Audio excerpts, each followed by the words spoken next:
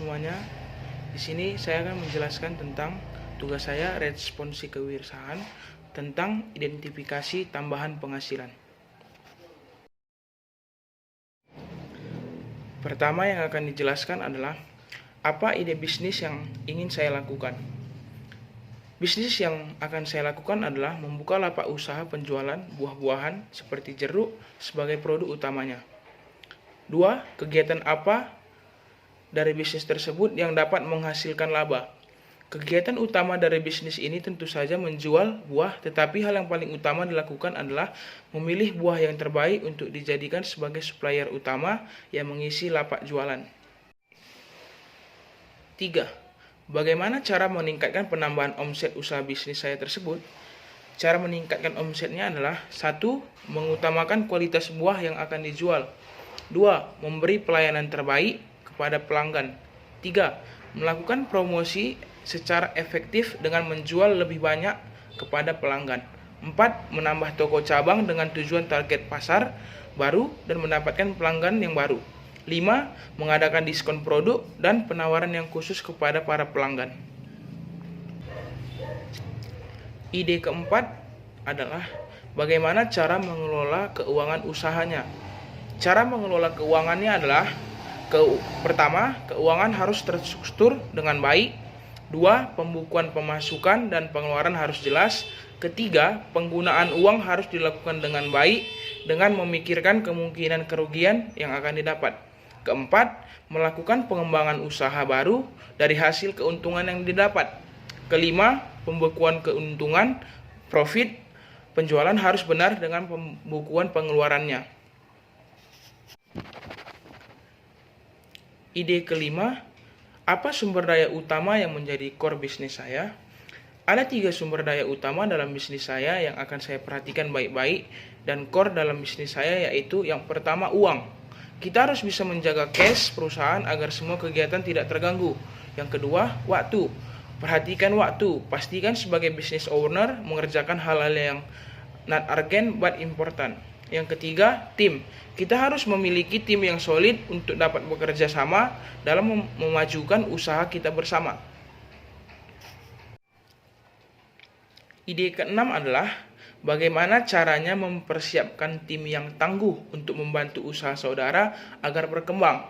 Yang pertama, pilihlah anggota yang berkualitas. 2. Tentukan tujuan usaha dan tujuan bersama. Yang ketiga, tentukan perannya masing-masing. Yang keempat, kerjakan secara efisien. Yang kelima, menciptakan kebersamaan dan kepercayaan. Yang keenam, jangan jadikan pekerjaan menjadi sebuah beban. Di sini saya akan menjelaskan tentang nama usaha saya, yaitu Karo Sweet Orange dengan nama pemilik Jonathan Michael Sembiring. Di sini terdapat tabel, yaitu ini adalah tabel kegiatan dari yang dilakukan oleh para pekerja, mulai dari kegiatan survei lapangan, dimulainya akhir dari survei lapangan dan nama yang bertanggung jawab, biaya, serta status kegiatannya telah selesai atau belum. Di sini ada 6 kegiatan. Yang pertama ada survei lapangan, yang kedua memilih alat dan bahan yang digunakan, yang ketiga merencanakan harga produk, yang keempat pelaksanaan kegiatan, yang kelima kegiatan promosi, dan yang keenam adalah pemasaran produk. Berikutnya, saya akan menjelaskan tentang mempersiapkan operasional modal usaha. Yang pertama, menetapkan modal usaha dan estimasi keuntungannya. Yang pertama itu adalah sewa tempat dengan harga 14 juta per tahun, disewa dalam 5 tahun. Berarti 14 juta dalam 5 tahun itu adalah 70 juta. Modal awal, perlengkapan toko dengan nominal sebesar 2 juta dan stok barang 1 ton jeruk itu sekitar 10 juta.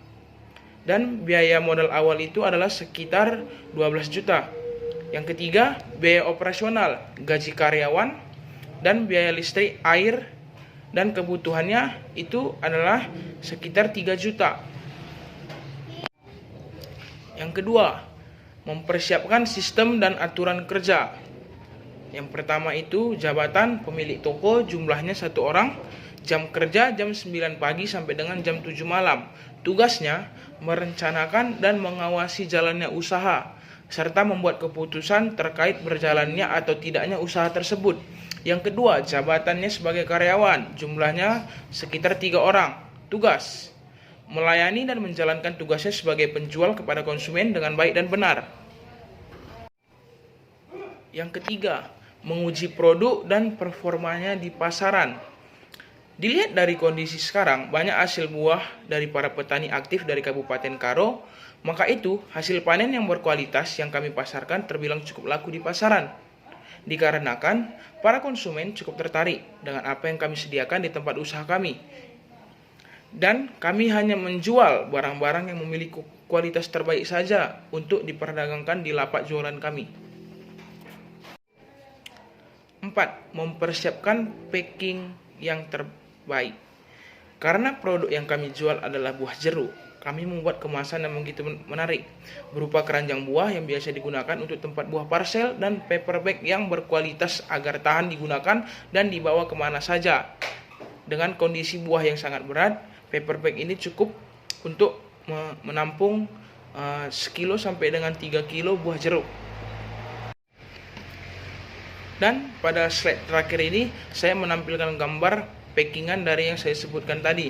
Di sini ada keranjang buah parcel, ada keranjang buah untuk yang memesan jeruk yang di atas 50 kilo, dan ada juga dengan paper bag yang saya bilang tadi yang bisa menampung sekilo sampai dengan 3 kilo buah jeruk.